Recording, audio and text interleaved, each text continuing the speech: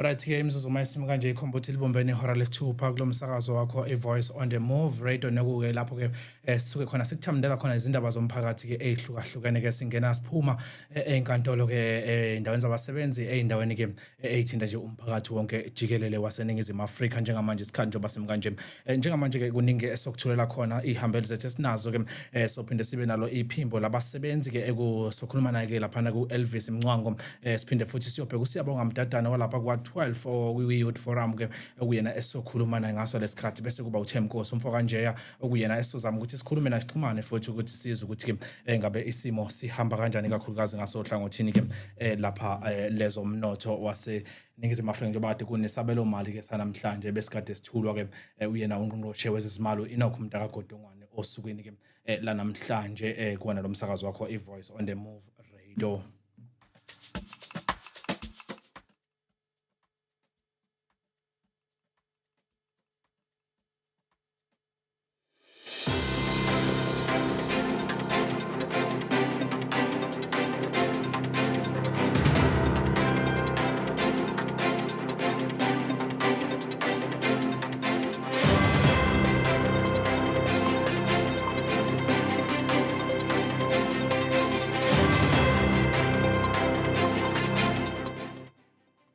Alright ke ake siqale ngamazinga aphansi naphezulu esingawalindela osukwini lakusasa kwizangoma zethu zaka South African weather service siqale lapha na ke Pretoria 12 kuya 29 bese kuthi Johannesburg u12 kuya 27 Cape Town u16 kuya 26 bese kuthi ke lapha na ke Durban 16 kuya 23 Bloemfontein 8 kuya 28 Polokwane 14 kuya 26 Upington bese kuba u15 kuya 35 bese kuthi Port Elizabeth 14 kuya 22 East London 14 kuya 21 Pietermaritzburg PNP uMgungundlovu 11:22 Richards Bay 18:24 bese kuthi Newcastle isivala ngayo e11 kuya kona u29 ke kona umsakazo wakho iVoice on the Move okuhlelo iVoice of the Community radio nakanjani sokwazi sixhumane nawe enkundleni zezokuxhumana lapha ku Facebook uthi Voice on the Move radio bese kuthi lapha ku TikTok uthi Voice on the Move bese kuthi lapha ku X okanye ku Instagram VM Radio Talk WhatsApp 0745174983 nakanjani sobe sikwazi sikhulume nawe lo msakazo wakho iVoice on the Move.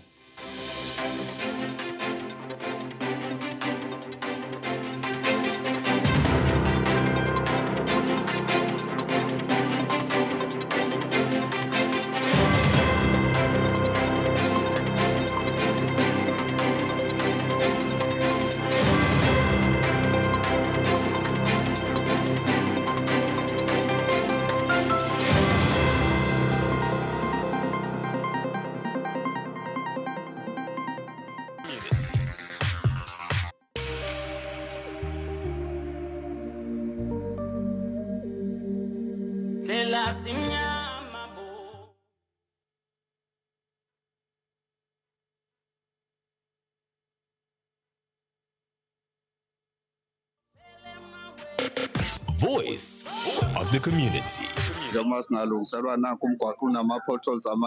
On the Move.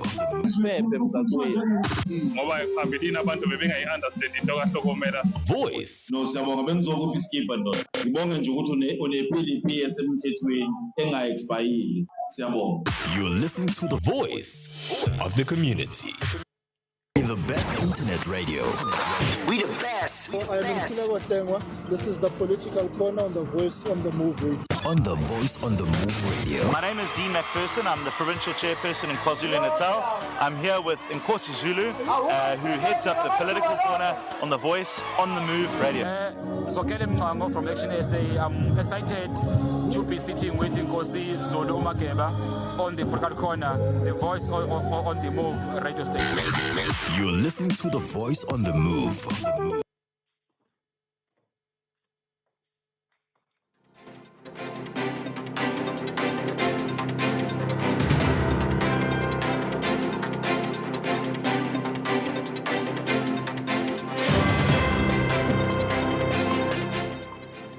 Alright ke isikhathi masimi kanje sikhomba ukuthi imizuzu mina emva kwalishaya ihora lesithupha kulo msakazo wakho iVoice on the Move radio nekulapho khona sobheka kakhulukazi sabelo mali besikade sithulo osukwini la namhlanje besithulo uyena ungqongqoshe wezimali ubaba uEnoch Mtakagodongwane mfoka nje siyakubingelela.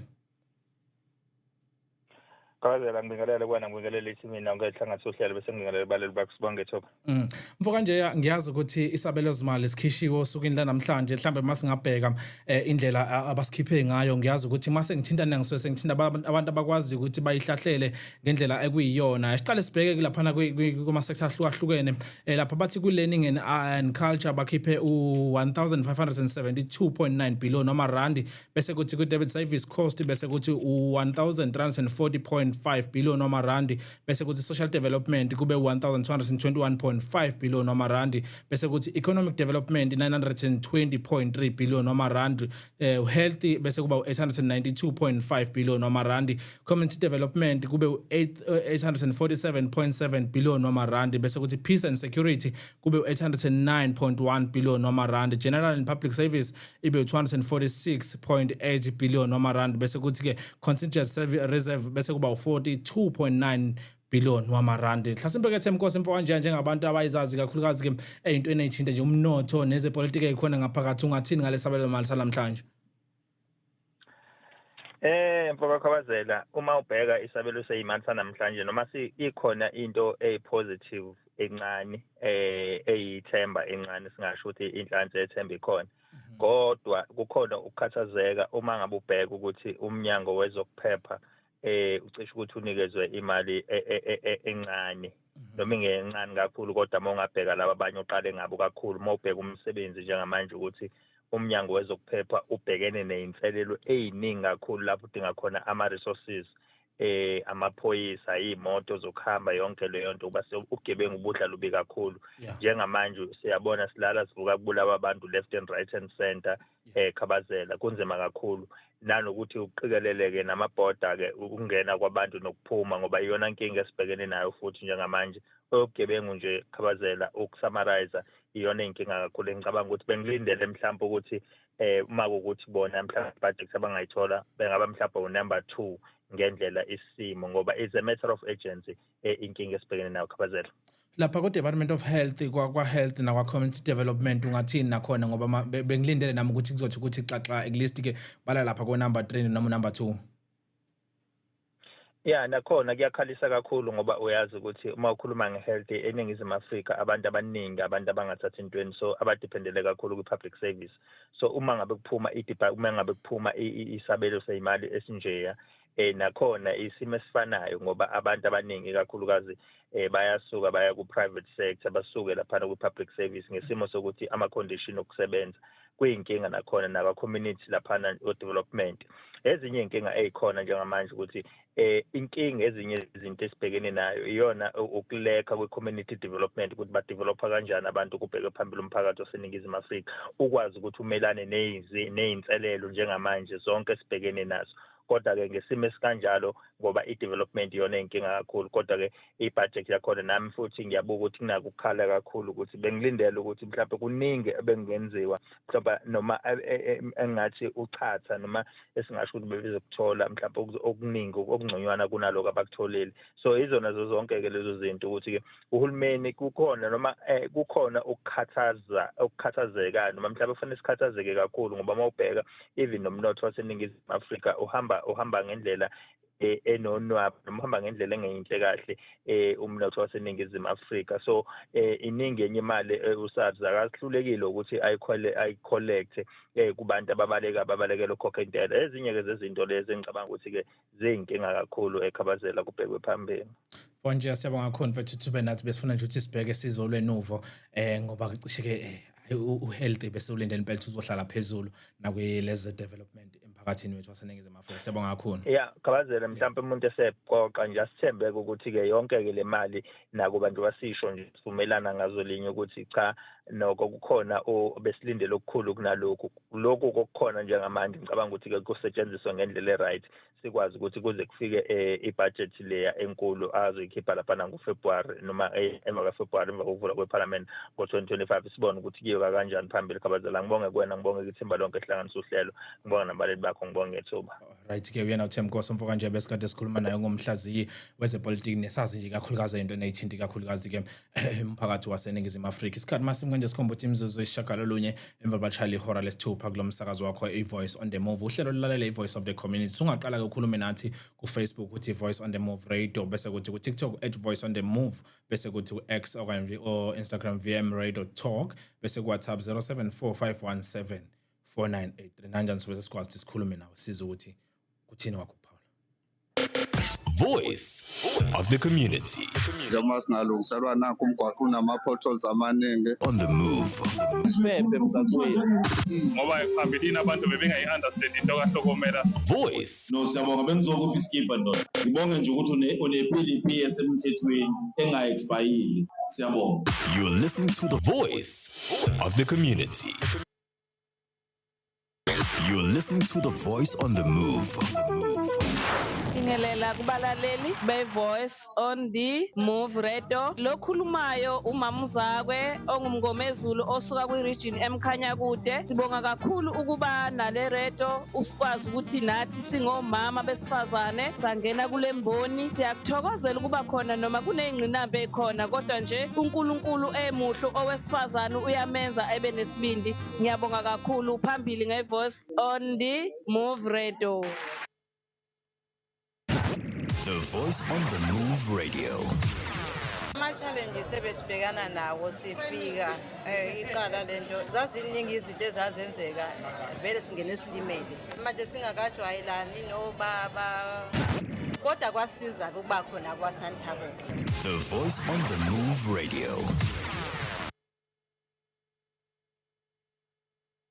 You're listening to the Voice on the Move. Ingelela kubalaleli be-Voice on the Move Radio. Lokhulumayo umamuzakwe ongumngomezulu osuka kwi-region emkhanya kude. Sibonga kakhulu ukuba nale radio usikwazi ukuthi nathi singomama besifazane sangena kule mboni. Siyakuthokozela ukuba khona noma kuney'ngqinamba ekhona, kodwa nje uNkulunkulu emuhle owesifazane uyamenza ebe nesibindi. Ngiyabonga kakhulu. Phambili nge-Voice on the Move Radio. Voice of the Community. Njengoba singalungiselwa nakho umgwaqo unama-potholes amaningi. On the Move. Siphephe emgaqweni ngoba phambilini abantu bebengayi-understand into kahlokomela. Voice No, siyabonga bengizokuphi iskipha ndoda. Ngibonge nje ukuthi une-PDP esemthethweni enga-expayili. Siyabonga. You're listening to the Voice of the Community. The best internet radio. We the best. So I'm Mkhuleko Hlengwa. This is the political corner on the Voice on the Move Radio. On the Voice on the Move Radio. My name is Dean McPherson. I'm the provincial chairperson in Kwazulu Natal. I'm here with Kwazulu, who heads up the political corner on the Voice on the Move Radio. So Kelem Mnqango from Action SA. I'm excited to be sitting with Kwazulu Natal on the political corner, the Voice on the Move radio station. You're listening to the Voice on the Move.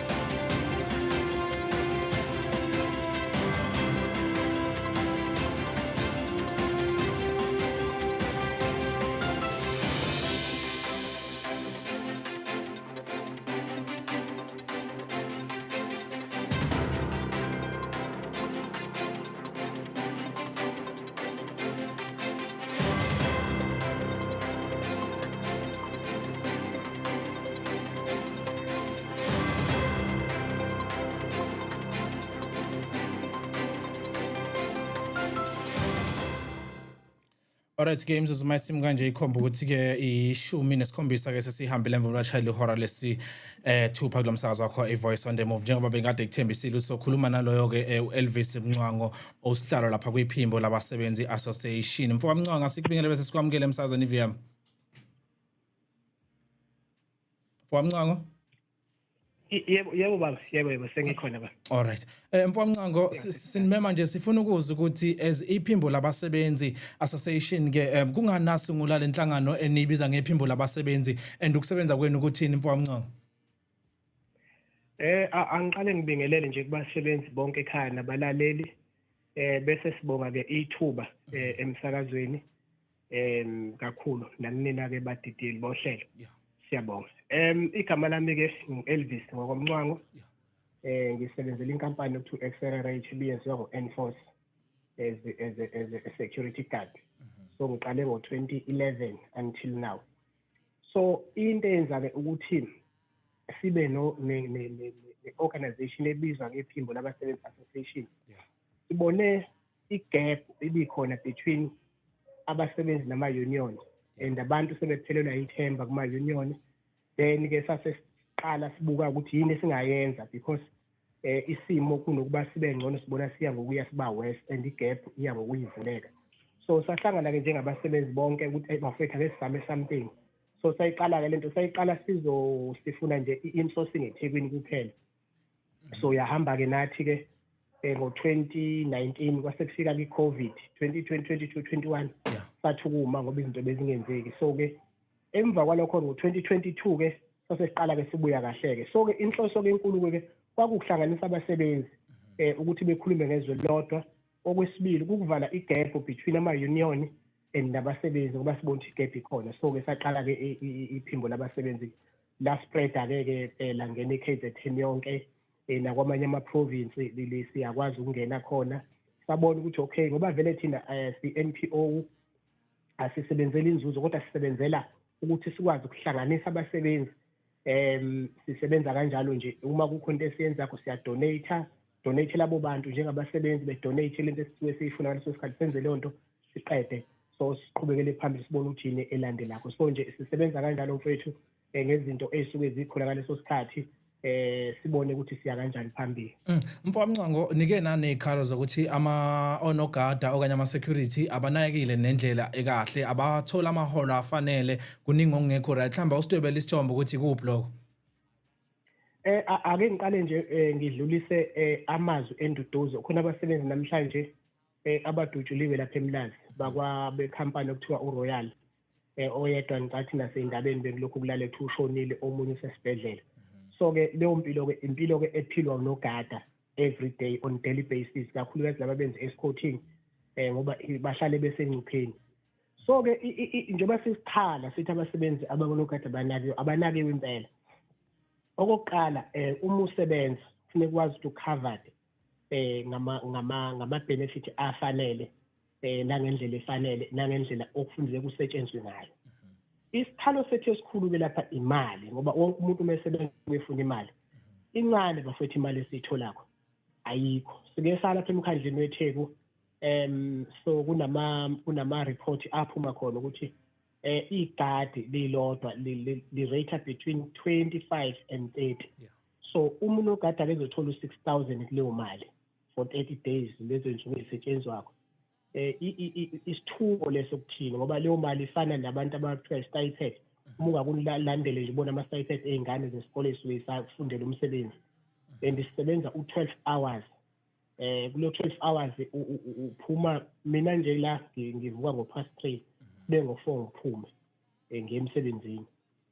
So anginalo nelinye ithuba actually anginayo into engakwazi ukuyenza endlela umsebenzi okukhomitha ngayo ngendlela okudraina ngayo. So ke njengoba sikhala sithi sifuna imali sifuna imali futhi ngempela bafethu kuba because inkampani ziyayenza imali. Yabo nje umuntu wenza security onenkampani ye-security usebenza only 6 months usehambe whether use-ona umuzi mhlawumbe we-1,000,000 usehamba nge-Mercedes usehamba okusho ukuthi imali iningi kule mbono esikuyona. So nje sifuna leyo nto thina ukuthi abasebenzi ababuyelwe isithunzi ngoba nalama lezi inhlangano ezikhona like u-Provident Fund ngathi kunekhaya khona i-crisis nje eningi yokuthi laba abasebenzi njengoba bebanjwe imali ukuthi azilapha esikhwameni kanti ngokomthetho kufuneka beleyo mali within 7 days isisesikhwameni ukuze ngesikhathi kuqala kuba ne-interest ekhona lapha ezi-investwa khona nawe ube ingxenye yalokho manje abanye thothi bathola after 5 years ukuthi imali bingahanjiswa yabo so zonke lezo zinto uyabona ukuthi yes baba mhlasimbe mfowamncango masingabheka nje kabanzi ninazo inhlelo zokuthi mhlambe nixhumane naba kwa-labor as ni-association xhumane no-labor nenyunyana ekutheni zikwazi zinilekelele ekutheni ke nikwazi ukuthi konke kumgomo waseningizimu Afrika nendlela yokuholela abasebenzi baseningizimu Afrika kube ukuthi kuyalandeleka kukhona lokho kuxhumana kwenu nalezi inhlaka. Yes baba kakhulu sizamile ngesikhathi siqala ku-association sa invite nje impela ama-union amaningi sizama ukuthi sisebenzisane kwasho ukuthi ke abanye abantu noma ama-union awaboni ngalendlela thina sibona ngayo ngoba thina simente sikliye ngayo ukuthi le mali ehola abasebenzi indaba yokunegotiate lapha every year thothi izofakwa ishumi emalini aweni akusebenzeli thina ngaphezulu kwalokho ama-conditions abasebenza ngaphansi kwawo awasifavor thina awasiniki isithunzi esifanele yabo so-ke ngathi leyo nto-ke buye isiphambanise nawo ama-union siyathanda impela ukusebenza nawo siyawa-invite uma senza yonke into even ngisho ama-political parties siyawa-invite ngoba sifuna ukuvuleleka kuwonke umuntu kangangoba nje laphana eThekwini njengoba sasifake isicele ube ne-insourcing khona lwangena udaba yaphasa indaba yakhona namanje sayilwa sisaqhubeka nayo kodwa kubalulekile wonke umuntu thina siyafuna ukuthi participate kulento esiyenzako njengabo nje kusasa siyohlala ne-office premier ekukhombisa ukuthi sifuna ukuphusha ukuthi abasebenzi aba-insourcwe bonke abasebenzi ngaphansi kahulumeni because lezi inkampani ey'fakwe lapha aziwenzi umsebenzi futhi azinayo inhloso yokusiza abasebenzi yabona leyo nto le and leyo nto iyona esibona ukuthi izolekelela ugovernment because uma uhulumeni wabaqasha bonke laba bantu labo uyobe seseva imali eningi kanjani na ngesikhathi mina angithi njengoba sikhona nje sonke singabasebenzi mhlawumbe sibawuthi lapha nje eThekwini so 5,400 and something so bonke labo basebenzi uma uhulumeni nomasipala waseThekwini ngabaqasha bazophuma ohlelweni lwakwasasa ngoba khona abanye uthothi mebephuma la funeka bojoyina usasa abanye ayikhokha intela bonke labantu bazokhokha intela mebekhokha intela iningi imali yakhulumeni ngaphezulu kwalokho labantu abazokungena kwi-list yabantu abafuna izindlu bazobe sebe-afforda leyo nto leyo laba abantu bazobe sebekwazi ukuyifundisela iy'ngane zabo bazophuma kwa-NSFAS bazobe 5,000 wabantu 5,400 for sure guaranteed sure ukuthi bazophuma kulolu hlelo lwezindlu bazophuma ohlelweni lukasasa bazophuma ohlelweni lezindlu so bazophuma abantu abazokhokhela amanzi labo abantu abazokhokhela ugesi everything so uyababona-ke labo bantu labo ukuthi-ke njengoba sikhuluma nge-insourcing izoba ngakanani because ngeke besasikhokhela lowa 25,000 to 20,000 to 30,000 kuzobe sekulandelwa umthetho othize sekuvunyelwa sekunesivumelwano ukuthi hayi mhlawumbe mesithi 15,000 siyazi ukuthi uhulumeni uzobe seseva malini lapho yabo so izinto ey'fana nalezo mfethu esiyikhale lakho esiyifuna ukuthi zenzeke nje kubasebenzi nje bebonke nje la i-KZN sisaphusha kakhulu la i-KZN mesisuka la siya kwamanye ama-province futhi no kuzwakele qhalami kuzwakele iy'nhlelo lezi ezilodwa ney'qhubeka siyilandelele sizwe ukuthi-ke mhlasimbe selihambe ibanga elinganani mfowamncango siyabonga kakhulu yes baba sibonge kakhulu nangethuba nje kusasa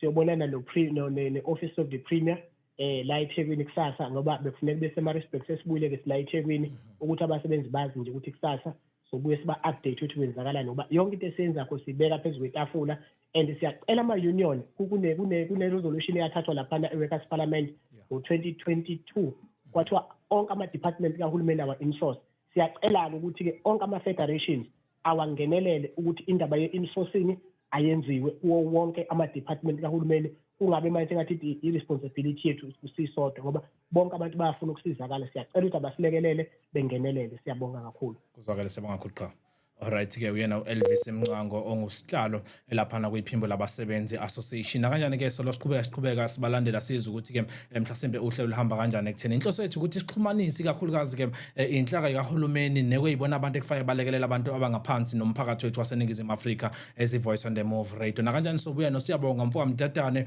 sizwe kubona ukuthi kuma-program abanawo kusithukisa i-youth ikakhulukazi esemabhizinisini luthini uhlelo ake sithengise bese siyabuya siqhubeka voice of the community. Njengoba singalungiselwa nakho umgwaqo unama-potholes amaningi. On the move.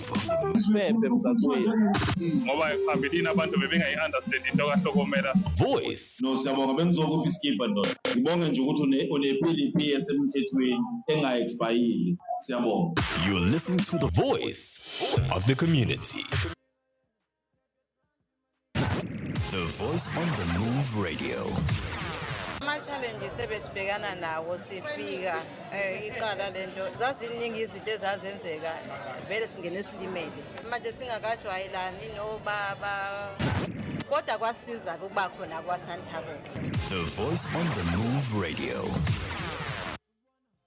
You're listening to the Voice on the Move. Ingelela kubalaleli be-Voice on the Move Radio lokhulumayo umamuzakwe ongumngomezulu osuka kwi-region emkhanya kude. Sibonga kakhulu ukuba nale radio usikwazi ukuthi nathi singomama besifazane sangena kule mboni. Siyakuthokozela ukuba khona noma kuneyingqinamba ekhona kodwa nje uNkulunkulu emuhlo owesifazane uyamenza ebe nesibindi. Ngiyabonga kakhulu phambili nge-Voice on the Move Radio. Alright ke isikhathi masinga nje sikhombo chimzuzu amashumi 27 ke sesihambile emveni bashali ihora lesithupha kulomsakazo wakho iVoice on the Move Radio ke nekulapho khona siloda nesithamde njalo njengoba kade ngidedela umfuka Mncwango omele lapha na ke iphimbo labasebenzi association njengamanje khona siyabonga umfuka Mtatane olapha ku 12 Business Forum and Youth Sector ongusihlalo kuyona le ndawo ke singenelo udaba lothi ke abaluleka osomabhizinisi abancane bathi kumele bangagijimeli ukuyofuna amakhono ebusiness ngoba ehwa imali olunye udaba libalekile obekade likhulunywa lapha ke kakhulukazi ke kunxanyathela yezitolo kakhulukazi lapha kwaMiyando osukeni la izolo njengoba kade ke kuhlanganiswe osomabhizinisi mfowethu Mtata nasikubingelele bese sikwamukela ukuthi kuba ingcenye yohlelo. Mfowethu Mtata siyazi ukuthi cishe ensukwini engingake noma usukwini la kusasa singase sibe neprogram ozobuyibambile ikakhulukazi ke ebheke ngqo ikakhulukazi kwi-youth yaseNingizimu Afrika silandise usinike isithombe. Yebo bhuti wami. Ngine program khona kusasa kwaNdengezi. Ehall la kwaNdengezi elise shopping center. Shopping center yona central ke yakwaNdengezi. Sine program ye youth and business. Enesiqubulo esithi umuntu omusha voku usebenze kusakhanya. Yes bhuti wami iprogram iqala ngo10 izobe silawulwa ke kakhulukazi ikhulumi noma sizamile kuyinika isikhathi esilimited. Kodwa sibekela u10 kuya ku3. Okay. Kule program yakusasa ngiyazi ukuthi cishe ke ivezile ukuthi ibased kakhulu kwi-youth. Ithini ingqikithi yayo nje uthema uyisungula wathi ufuna ukubheka ini kakhulukazi? Ngifuna ukubheka nje impilo yomuntu omusha nemali. Nginenkinga enkulu yokubuka ukuthi abantu abasha ngathi isibalahlekela indlela yokwenza imali. Ungathi abazi ukuthi fanele benze njani ukuze benze imali. Mawuthi uyabuka mihla namalanga sibona kufa abantu abasha benza izinto eziphumile nje esandleni. Labo somabhizinisi abancane amakhono endaweni ibona abantu abasha abafuna ama-rent. So nginaka ukuthi mhlambe uma benikezwa ithuba lokuthi bavule ingqondo bayibone izindlela zokwenza imali bangayeka ukucabanga ukuthi indlela yokwenza imali ubugebengu kuphela. Njengomuntu ozobe host kusasa mhlasimbe ke mangathiwa ululeke youth iliphi uhlangothi enilibona njengohlangothi onamathuba amaningi when it comes to ezamabhizinisi? Mhlambe musho uhlangothi usho mhlambe ngabe noma isector ya agriculture isector yama entrepreneurship kulezo indawo. Ngiyabonga kakhulu bhuti wami. Muhle umbuzo wakho. Kunama sectors acashile kubantu bakithi abamnyama. Awenze isibonelo nje njenge property. Okay. Angazi noma ukuqaphele yini ukuthi mawufika emares cishe u90% wawo uonwa ezinye inhlanga. Okay. Akona abantu abamnyama. Kanjalo futhi uma ungena kwi-property, kwi-private property nakhona futhi ukubone ngisho ufika eindaweni zasesilungwini ufuna ukuthenga umuzi ngaso sonke isikhathi kujwayelekile ukuthi ufice olunye uhlanga kuyilona elizo assista kuleyo nto. Siphinde futhi size emabhizinisini angasabalele emalokishini. Kunamabhizinisi owabonayo ukuthi ancike kakhulu esilungwini njengemabhizinisi okudayisa imoto. Angazi mhlambe lokishini la ngakokeni likhona kodwa ayi undengezi nguhambile mara nihili yonke nje. Angimazi umuntu wakithi omnyama onegarage lokudayisa imoto. Yeah, mhlasimbe mase sibheka ngoba ngiyabona ukuthi no agriculture ukhona laphana. Kungani nithuze wona agriculture? Ngoba ngiyaqonda ukuthi esikhathini samanje sibuka engathi agriculture wona odlodlobala kakhulu bonke abantu bafuna ukubuyela ngala agriculture. Mhlasimbe wena ungabaluleka uthini kuphi lokho kwenza ukuthi nawo ufake? Abantu abaningi bayawubona agriculture tubaluleke kangakanani. Asikiyeke kwezomnotho. Mhlambe ngasekutheni une profit noma unayo yini. Ukubaluleka nje kwawo. Ukudla esikudlayo ukube kukhiqizwa yithina ngabe uyakwazi ukuyikhethela ukuthi ngiyakudla ngoba kuzokwenza ukuthi emzimbeni wami. Okwesibili uagriculture mawuthi uyaqaphela indlela uadvertisewa ngayo wenza ukuthi umuntu omusha angawulangazeleli ukuya kuona.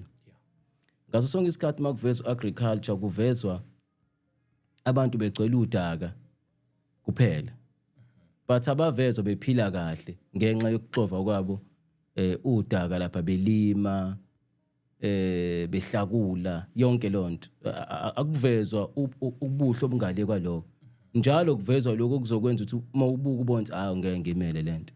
Debe kufaka amabhuzi kanje emini yonke ngingcole kanje. So ngithe uagriculture ube khona ukuze uzokwambulela abantu abasha ukuthi amathuba akhona mangakanani nokubaleka nje ukuba khona ngoba ngithi ezinye izinto asisazenze ngoba sibheka iprofit kuphela but nokubaleka nje kwazo empilweni yonkana. Agriculture ngicabanga ukuthi into efana bibaleke ukudlula yonke into ngoba ikhiqiza ukudla esikudinga mihla namalanga. Yeah, mfoka Mdadane ake ngizwe umbono wakho kulona uhlangothi la agriculture. Mhlasimbe wena mangathi unikwe ithuba lokuthi awu-advertise, iziphi izinto ongayibeka eqhulwini nokuthi ke zikwazi uku-attract kakhulukazi i-youth yethu yaseNingizimu Afrika? Okokuqala nje iloko engazi ukuthi kwenziwa kanjani njengempuphu nerice. Angicabanga ukuthi kuyenzeka kuphela 2 days ungakudlanga ukugodwa kwakho. Iyona into yokuqala nje engafisa ukuthi ngiveze kubantu abasha ukuthi yenziwa kanjani.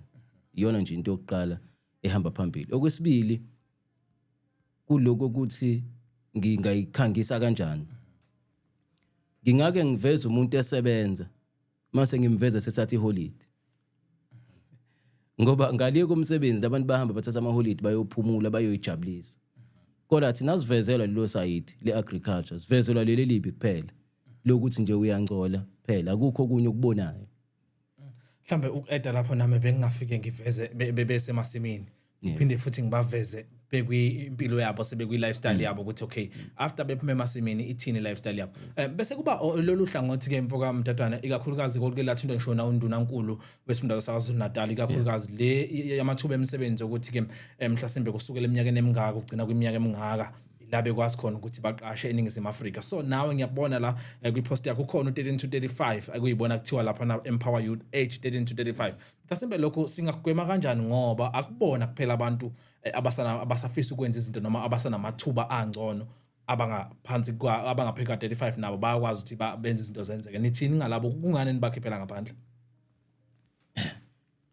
Ngiye ngithi abantu abadala noma ngithi amakhehle nezalukwazi babe vekhaliphile kakhulu. Babe kancane esikoleni kodwa babe khaliphile.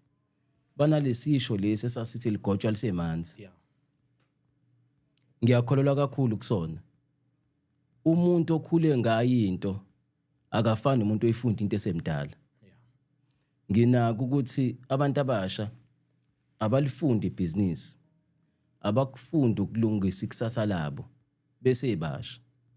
Ukuthi mase bebadala bangaloke belandelwa ngemuva. Akwenge nisibonele bhuti wami uzongivumela. Mawukhule ekhaya mina ngikhule ekhaya kunento ethi siyashanela sonke endlini. Asinayo into ethi kuzoshanela usiswethu kuphela asinosiswa yedwa. Ngikhule ekhaya umzali mengakabuyi ngibeka irice. Sengikhulile manje. Mangase kuthiwa ngiyashadelwa. Ngeke kuphoqeleke ukuthi kupheka umama ngisho ukuthi uphukile esandleni ngoba ngiyakwazi ukupheka. Into engayifunda ngisemncane iyona engisizayo namanje ekutheni ngikwazi ukusurvive. So hayi ngoba ngithi ngibakhiphela ngaphandle abantu abadala, but kuloko ngifisa abantu abasha baqeqeshwe, bakhuliswe, bakwazi ukuthi kusasa masebebadala bakwazi ukumelana nezimo zempilo ngoba izimo zempilo abazobhekana nazo manje nebazobhekana nazo sebadala ngeyifani.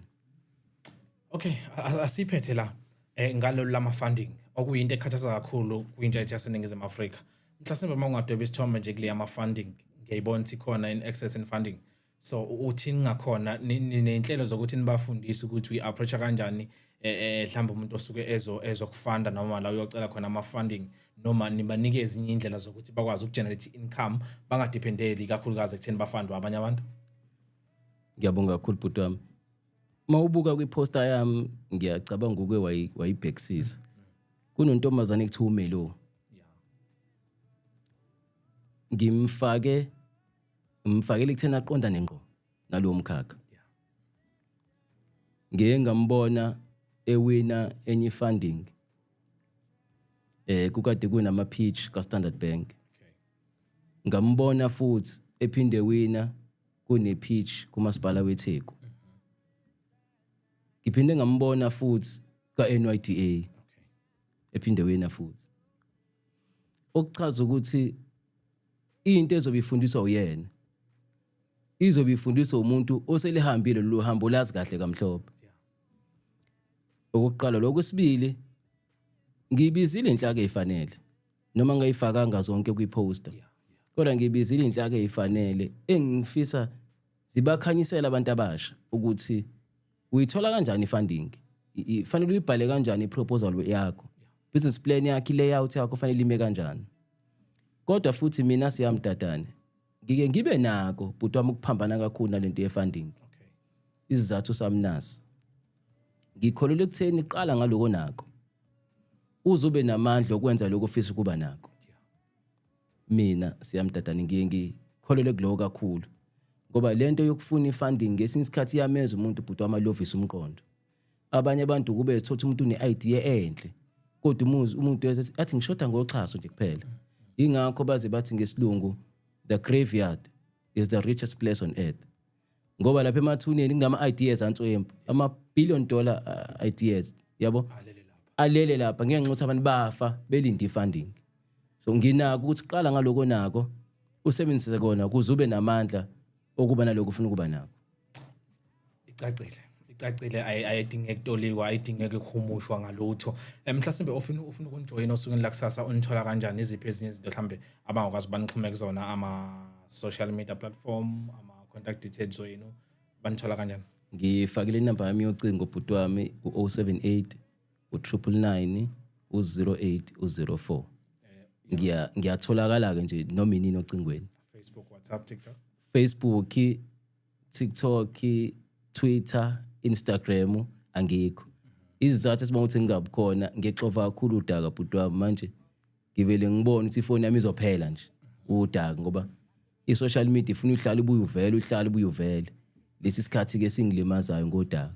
Okay, hayi ngisazodila nawe mfowethu mdala futhi unosenza ubusuku nemini. All right, kulungile mfethu siyabonga kakhulu qhawe. Yes.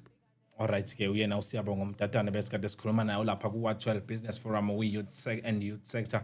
Usihlalo ke khona kule ndawo osukwini lakusasa bazobe beke benayo ke inhlanganisela noma imbizo. Ngicela ukubiza ngembizo nje lapha khona bemema wonke umuntu ukuthi asondele azothamela ke lokho abazobe bekuphethe osukwini lakusasa na kanjani ke bazokwazi ukuthi bahlangane nani banichacisele okubalekile kakhulukazi lokho kwama funding. Ngiyabona ukuthi intsha yaseNingizimu Afrika iyashayeka kakhulu nakunye akubalulile kakhulukazi ukuthinta ukuthi ungalindi ukuthi uzonikwa ifunding ngoba omunye umuntu uyafuna ukubheka kuqala ukuthi mhlasimbe yini lo yenzayo lento yenzayo isihamba ibanga lengakanani ekutheni ke mhlawumbe usengakwazi ukufunda ngoba omunye umuntu uyafuna ukufunda into ayibonayo ukuthi okay le inayo iway forward ngaso lesikhathi imizuzu ikhompyutha ke yami ashuma 2 esele aphamba kushaya ihora lesikhombisa kulomsakazo wakho iVoice on the Move na kanjani ke sophinde sithinte ke ikakhulukazi inkinga yabo ke abasebenzi awo driver bama truck ngaso lesikhathi njengoba ngidele umfoka mdadane sizwe kubona ukuthi thina uhlelo labo bakhala ngani njengoba bevezile ukuthi ke kukhona kuningi futhi abakhala ngakho kuningi abaningi futhi abafisa ukuthi-ke balekelelwe ngakho ngaso lesikhathi sikhombutha imizuzu yawo 19 selapha makushaye ihora lesikhombisa kulo msakazo wakho i-Voice on the Move.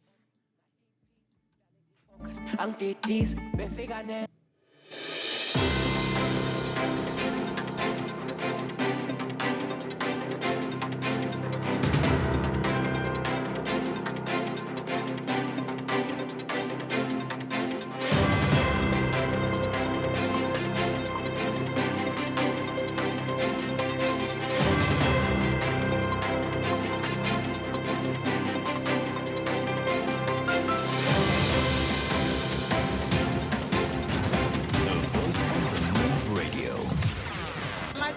sebesibhekana nawo sifika iqala lento zaziningi izinto ezazenzeka vele singene silimele manje singakajwayelani nobaba kodwa kwasiza ukuba khona kwaSanthabo. The Voice on the Move Radio. You're listening to The Voice on the Move. Ingelela kubalaleli be-Voice on the Move Radio lokhulumayo umamuzakwe ongumngomezulu osuka kwi-region emkhanya kude. Sibonga kakhulu ukuba nale radio usikwazi ukuthi nathi singomama besifazane sangena kule mboni. Siyakuthokozela ukuba khona noma kuneyingqinamba ekhona kodwa nje uNkulunkulu emuhlo owesifazane uyamenza ebe nesibindi. Ngiyabonga kakhulu phambili nge-Voice on the Move Radio. The Voice on the Move Radio.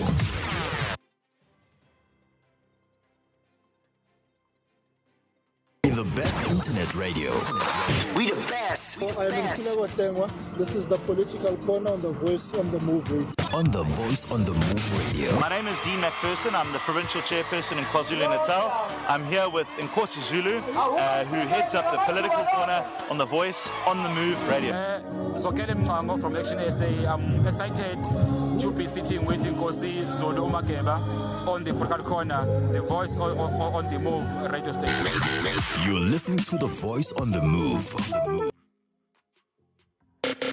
Voice of the community. Njengoba singalungiselwa nakho umgwaqo unama-potholes amaningi. On the Move. Simephe emgaqweni ngoba phambilini abantu bebengayi-understand into kahlokomela. Voice. No, siyabonga bengizokuphi iskipha ndoda. Ngibonge nje ukuthi une-PLP esemthethweni enga-expayile. Siyabonga. You're listening to The Voice of the community.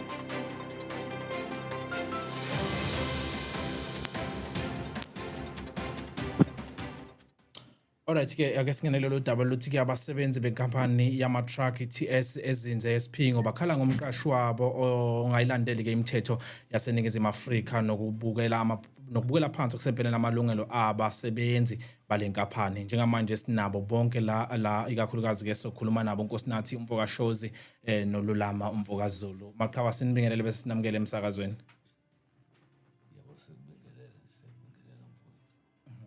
Yeah. Ngibingelele nami ngibingelele wonke umphakathi waseMzansi. Bese siba ke naye ke iqhawe lethu elingummeli uBhili. Phila sikubingelela sikwamukele naye emsakazweni njengommeli. Ngiyabonga baba, ngiyabonga. Ngiyabingelela nonke ibandla lolu elikhona lapho, ngiyababingelela nababukeli. Right, asiqale kuwena Nkosinathi Mfokashozi. Ake nisidwebele isithombe ngenakho njengoba naye ke ozosilekelela kakhulukazi ngakwezomthetho umvokabhili. Sizo okwena ukukhala nezikhalazo eninazo njengomqashi wenu nezinto ke enifisa ukuthi mayilungiseke bese nicathulisa enibhekisa ukuthi mhlasimbe ikuphi iziphi inyathelo eningayithatha kusuka manje kuya phambili. Ngiphinde ngingene futhi ngiphinde ngibingelele uNkosinathi Mfokashozi. Ngicela ukulungisa kuqala lapha ekampanini. Igama lecompany SC Hollers. Okay. Ise Potchefstroom Mabheka. No, ngicela bandla ningawadaluli ama company names. Okay. Ngoba izosuka inbeke enkingeni leyo is basically it's not allowed ukuthi zi-broadcast in something. Ungakhuluma, abakhulumi bakho bangakhuluma, but please don't ungawa-divulge ama-company names. Okay, nange ummele silule ukuthi singawadalula amagama enkampani. Kulungile-ke ake sihlale odabeni maqhawe. Alright, kuyazwakala baba. Into eyenzekayo lapha ekhampanini esikuyona, umphathi we-company akafuni ukucomplya even ngama-dates okusuke kufanele ehole ngawo abasebenzi, akabakhokheli ngesikhathi. Mhlawumbe asitshela ukuthi imali akanayo, silinde eside isikhathi, and lokho usuke ngeve mhlawumbe ekucela noma ekubonisana nabasebenzi uyazenzela nje. Ungacomplaina noma ingani-ke because kusukela even kuma-uniform abasebenzi abanawo, kunabasebenzi abebesebenze before like maybe 15 years back, labo basebenzi uyabatransfer from i-company to i-agent. Meba move from i-company to i-agent, akuna bridge elikhona lenzile, uvele wabawelisa nje, waqoqa zonke lezo imali ebekufanele ngabe ubawelisa nazo noma ubanika zona before abatransferele kwi-agent, but akaze abanike ngisho isenti. So makuzanywa ukuthi kuhlaliwe phansi kukhulunywe, uyabalekelana nokuxhumana nommeli wabasebenzi because bazamile abasebenzi before ukuzifunela izinto zabo, but akabaningi lutho. And-ke uyaqhakambisa akubeke phambili ukuthi ekhampanini yakhe kusebenza owakhe umthetho, so uLabor akasebenzi ngawo because lapha ikwakhe. Mangabe kukuhlula-ke lokho umsebenzi kunamasanga amabili, it's idungena ngezansi uphume kwelingaphezulu, but ngaphakathi owakhe umthetho osebenza khona, khala esakhe isicathulo. Okay, Mfokazulu khona ongakusho before sinike ummeli wethu ngale. Ngicela ukubingelela emphakathini ku-South Africa yonke. Mina ngilulama waKwaZulu. Ngiqale ukusebenza kule khampani ngo-2018. Yes. Kusukela ngo-2018 kuthe ngo-2021 sabona ngama-payslip uma kuphela inyanga eqhamuka ama-payslip angasabiza igama le company yethu, abiza i-agent. Kwathiwa nina seningaphansi kwe-agent, anisekho ngaphansi kwale company. Ya ngaphandle kokuthi sibizwe umqashi wethu asitshene ukuthi usitransferela kule agent. Nale agent uma ifika ayizange isibize ithi ngiyanithatha seningaphansi kwami manje. Baqeda bobabili umqashi ne-agent ngathi ngaphandle kokukhuluma nathi. Inanamhlanje kusenjalo, abakaze bakhulume nathi noma sesicela i-meeting njengabasebenzi nomqashi uthi ngeke nize nikubone lokho. Kusho kube njalo ngempela, namanje asikaze sikhulume naye. Sizamileke ngoba siyahluleka ukukhuluma naye, akafuni ukukhuluma nathi. Sazama iz-union, uma ngikhumbula kahle sihluleke kwi-union yesithathu. Wonke lama-union siqala kahle nawo, ahambe kahle, kuthi la kufika ekugcineni la kufanele ukuthi akwenzeke lokhu okushiwo i-union, sivele singazi ukuthi kuphasa la kephi, ne-union ivele inyamalale kanjalo.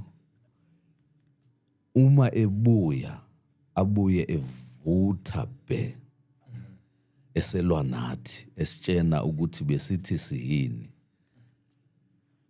ngeke yena aze atshenwe yi-union, ngeke aze atshenwe uLabor, ngeke aze atshenwe ubargaining council. ibusiness lakhe le indawo yakhe akekho umuntu ozomtshena. Okay. Ake sithi ukuma la sinike ummeli wethu naye athi ukuphefumula hlasimbe ke kungaze sikube kude kakhulu kube phela ake sikunike ithuba nawe mhlawumbe ukuphawule kulokho asebekubekile. Yeah, anyway, I'm just taking on points here. Yeah. Okay. We spoke about the first. What you call isizulu. I'm not so versatile in it, but I'll speak it in between. I hope I understand. And most of the time, I'll be using the vernacular language as English. Right? Okay, it's fine. Okay. Your truck drivers basically, into my understanding, is that they are driving trucks. Right? So these guys are driving long distance trucks. So into my understanding is this, when I spoke to the employee and told them that, to say, look, we are not happy in terms of working. So then the employee said that, to say, look, there is nothing that I can do because I have referred you guys to an agency. Okay, so that agency, these guys were supposed to have signed a contract with that agency. You cannot just transfer people without people not signing. Okay, that's illegal, right? And another thing is this, an agency that works. That is something that the government has trying to do is to get rid of these agencies. The agency keeps 70% of their salary and pays them at 30%. So basically now, the employee, the person that employs them, does not have got nothing to do with them. So the people that he's got to do with them is what you call the agency, the people that he recruited, and he told them, here is it, I'm giving you a piece of bread, and that is what it is. So that's number one. That's illegal. That part of it that needs to be sorted out. Okay. Then you spoke about these guys spoke about that. You say, well, they have been speaking to the union companies, but since seeing with union companies, they speak couple of heads down the line, and further down the line is then the union turns to sell them out. Now, I'd just like to know the names of those unions that have absolutely did this kind of thing, because we do encounter things of the sort. There are back pays that are being paid there to slide this matter off, and don't worry about it, and get it off the chest. All right? And someone actually just spoke. Unions. No, just 1 minute, right? I'm just one more point, right? The one more point is the bargaining council. So bargaining council is a government entity group. So that government entity group basically has a legal right in fighting. That's the last step that you're basically going. And bargaining council is owned by the Department of Home Affairs. Okay. All right. Then let them talk to me now. There's quite a few other things that they're missing out, but I just want to hear as and when they are talking, so that I know what to do, what to say, and how to go about this thing over here, and I know how to guide them in a proper manner.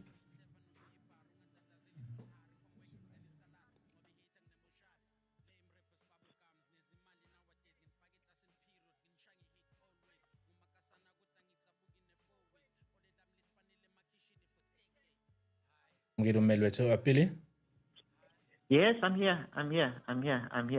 Okay. Can you hear me? Yeah, okay, sengiyakuthola ke manje. Mhlawumbe ungaqhubeka uma uthi bungaqedi before siqhubekele phambili. No. I'm done. I think I'm done. I've mentioned to you about what you call the agency that his workers employed. I explained to you about that. I explained to you about the union and so on, and the bargaining council. So let me hear, what other questions do they have? Okay. What is it that they really like to know? Okay. Mhlawumbe maqhawela mfokazulu kukhona okunye enike nakumention osukwini la izolo ikakhulukazi kwincwadi ekuthiwa isho uSARS okusempeleni kuthiwa khona abagweleta uSARS nikwa inkaphana. So lokho ningathi ukuchaza kancane so mhlawumbe kumele khona ezokwathi aphinde futhi asilekelele kuloko.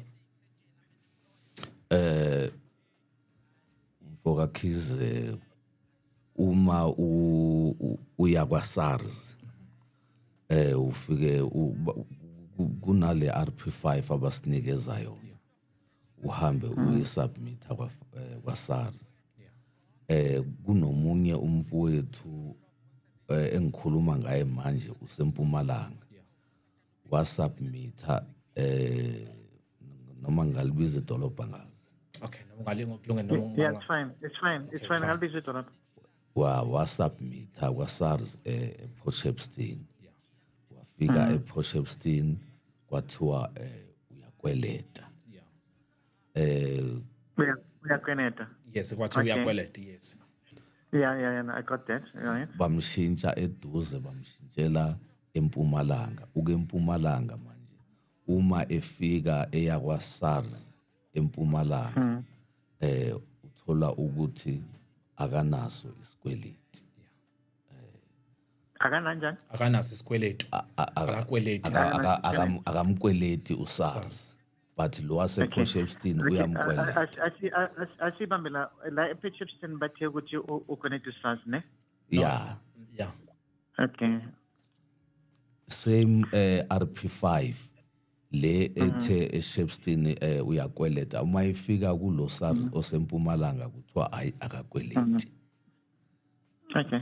Kunemali ekufanele eyitholile from uSARS Ize ngakuyena. ize ngakuyena wase yasubmitha ke online bafuna i-account number yakhe wabanikeza wakwazi ukuthi athole izimali zakhe Wayithola imali yakhe?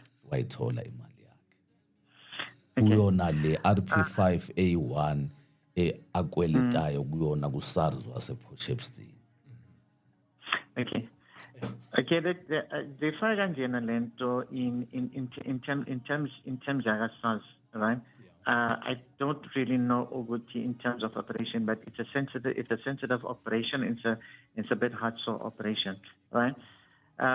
Sometimes when these people are actually working onto the system, sometimes they do make there's some negligence that have been done, or there's a mistakes that are done, and they don't actually look at the document twice. It will reflect that you're owing, right? But now you're owing for how long? When was the last time that you submitted? When was the last time that you did not submit? When did you make out, and so on? So those are it's a process. So if you're not used to the system, okay, then there's a problem that the system will either kick the matter in or to kick it out. So since he went down to Mpumalanga and the system allowed him and he got his money. So meaning that the person that was in Mpumalanga basically was quite clued up with the system and so on. So it does happen that someone in Durban will actually do something but go down to Pietermaritzburg. It's a different thing altogether. It's a system that sometimes it works like that. Billy, but okunye abakuvezile ukuthi since be around Durban, some other department when they come in their company abakwazi ukuthi balandele whatever abayishoyo bona abasebenzi bahamba kakhulukazi neside lomqashi. So nalokho akade kwaka-SARS nakho banazi insolo zokuthi maybe there's someone osensana no SARS. Yes, okay, look, SARS is a very reputable company. Department of Labor. Yeah, but mention SARS no Labor. Ihlukile lento. uSARS uhlukile and uLabor uhlukile. So but even uLabor bawu-invite ekutheni uzolalela ikakhulukazi kwikhalo zabo, but nabo ufika okokuqala okwesibili nokwesithathu usuke usufika ungene e-office ungabisakhuluma nabo. Okay, uLabor it's my brother that basically he's a HOD, he's a CEO of Waga Labor Department. So I can more or less relate this message to him, or I can give you a number where you can actually phone him. He basically runs Labor Department that is in Durban. Okay. And he should be able to give you more feedback in this term on exactly what's happening and what are the criteria that needs to be taken. Okay. In that part of it. There's another thing that I picked up little earlier, that you say, well, they were when you said that, you said these guys do not actually have resting hours and so on. They've been pushed around when they drive from one end to the other end. They come down and drop off people, they drop off the goods, and then they get into a place. Maybe they're in Durban. From Durban, they're being pushed into Port Elizabeth. When they drop in Port Elizabeth, once it's over, they need to run into the section. Yeah, mention nalokho. I know you're right. Mm-hmm. Yeah, mhlambe Sorry, Gwen. shows Sorry, no, carry on. I'm listening. Okay, shows mhlasimbe ungakusidwebela isithombe khona nomele ezokwazi athole iclarity kahle and then bese kwazi an assist kuloko. Okay. Ngicela ukuphinda ngibuye. Iyenzeka le, not like usukwini one. Impilo nje yakhona ukuthi kusetshenzwa 24 hours, it Monday to Monday. Awehle truckini. Isikhathi sokuphumula sikho. Once wazama mhlawumbe ukuthi uyaphumula uzophushwa ngefoni ukuthi umeleni uqhubeka nomsebenzi. Nje asikho isikhathi sokuphumula kuleya company. Even ungafelwa i-truck like esigangeni ungahlala 4 days without ukudla amanzi nabakucheck futhi nje uzolinda until kufika umechanic. If uyishila i-truck wawuzama into ozoyidla then usungenile enkingeni. Fanele nje uhlale i-truckini full time ama off asinikwa. Abafuni nama off. Okay, let's put it down this way. I'm not working out because when you guys signed a contract and uqashwa emsebenzini, right? I know that according to South African law, you need to work 45 hours. Okay? Yeah. How many hours per day do you guys work in order to was good to nikave 45 hours, or how many hours a week? Let's put it down per week in order for you guys to cover the 45 hours, or you don't work 45 hours at all. Yeah, asisebenzi u45 hours. Sebenza ubusuku nemini. 24 hours. Yeah, most sebenza ubusuku nemini, that is 24 hours, right? Yes. That you guys are looking at. So that's illegal for you to actually work 24 hours. So the Department of Transport needs to intervene into this matter, because you got 8 hours of working, you got 4 hours of 4 to 8 hours also of sleeping. Yeah. So if you put that 8 and 4, that 8 and 8, that gives you to 16 hours. Okay, so you got 24 hours in a day. So within the 24 hours, you need to be resting at least 8 hours. So if you're driving from Johannesburg, right, you got to obviously park off at Van Riemen, or you got to park off at Montrose and sleep over at Montrose. You cannot drive all the way down straight, because if you drive all the way down straight, then I don't know, I'm gonna take a crash and so on. That's why, because you're gonna get tired, and that's basically that is when you're causing accidents and so on, exactly. Right? Yeah. So there should be some way of controlling this measure, unless I can get the department, all right? I can get the head of the head of the NPA to address this matter, right? I will actually ask him to phone in onto this radio, so that maybe we can have another show with the head of the department of NPA, and then he will tell all the rules and regulations of the road. Then if these people that need to be visited, I think it's about time that we can actually take it on. I think okunye lokho abakudinga mfokashoze okunye ukuthi bakwazi ukuthi njengoba esho ukuthi NPA or Department of Transport now ukwazi ukuthi usondele, ngoba ngathi kuyinto ezibucayi kakhulu. That's what I'm telling you, that you say, well, my colleague that's a work with him here, right? He's an advocate and so on. He's an advocate for NPA, right? Yeah. So I will fill him into this matter. I will request if this matter can come in maybe next week, sometime of that sort, and have my colleague over here from the Department of Transport with NPA, and he must address this matter. Okay. You guys being exploited. Okay. Listen, guys, shows ukuphethe ngale ikakhulukazi yamaholo enu nama day off when it comes to festive holidays. Okay. In terms of salaries, right? Okay. Salaries, I don't know if they are getting paid on an hourly basis, or they're getting paid per trip, or they're getting paid per kilometer. So I don't know what contract did they sign on. So can someone explain me that? You say, well, in terms when they were signing in for the job and when they're signing in for the contract, what is it they were told and what contract, what did they sign on in order for them to get into the job? Okay. Oh, Zulu. Ngo-2018 ukugcina kwethu ukuqala kwethu kusebenza ngekilometer was i-basic yethu beyiwu-12,000 wase efaka Wait. Sorry, it's 12,000 kilometers. 12,000 rand. I-basic. 12,000 rand. Yeah, i-basic. Just a basic. Wait, no. Yeah, Okay, right. ngo-2018 wabe sethi ufaka u-80 cent ikilometer.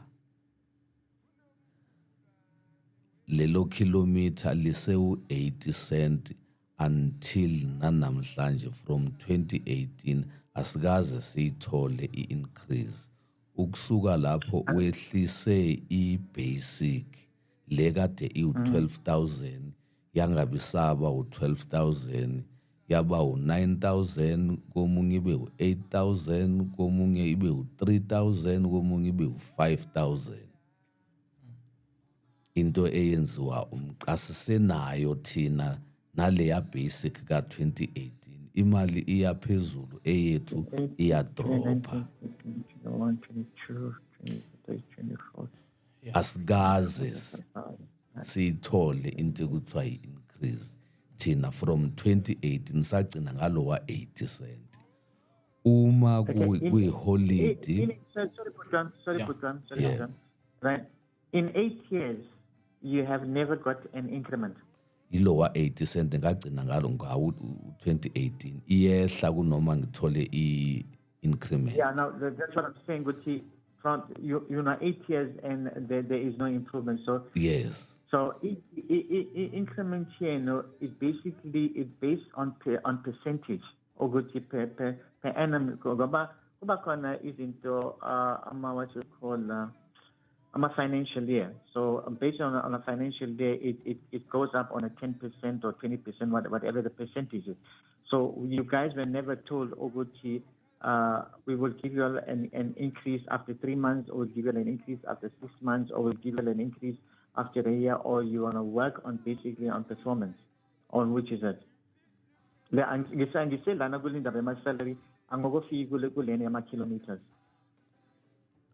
So ngokusebenza kwenu ne-increase nithola ngokusebenza kwenu noma ngokuhamba kwama-kilometer noma mhlambe nithola no washiya ama-kilometers. Angikhuluma i-increase asinayo sagcina ngalowa 12,000 yathe isuka lapho yabe idropa ishona phansi ithi 9 yathi 7 ithi 8 abanye bano 3,000 abanye bano 5,000 i-basic le engikhuluma ngayo. Lo 3,000 ushali fake ngakanani code 14 o14 bodwa lapha ya istimela lesi sokugcina esinezinqola ezimbili. Double check noma triple. Yeah, i-Superlink. Yeah, iwona lawo esikhuluma ngawo lana. Thina nje siwo-driver bawo lawo matruck ubabo la eduze kodwa ke sizombonisa ukhizi la matruck esikhuluma ngawo ngoba akhona la emafonini. Okunye mmeli ngizocela nje ungadini. Uma njengoba manje siya ku-December bazowavala manje ama-off la ku-November kuthi no one is going to take off. Uma uthathe i-off ungabuyi ngoJanuary. Kunabafowethu abaningi-ke abangasekho ngempela owabaxosha ebaxoshela ukuthi bathathe i-off ngoDecember noma ngephasika ngama-Easters. Abekho kumanje sikhuluma. Uma ethe nje i-off ngiyayivala ngebhizi uyayivala i-off.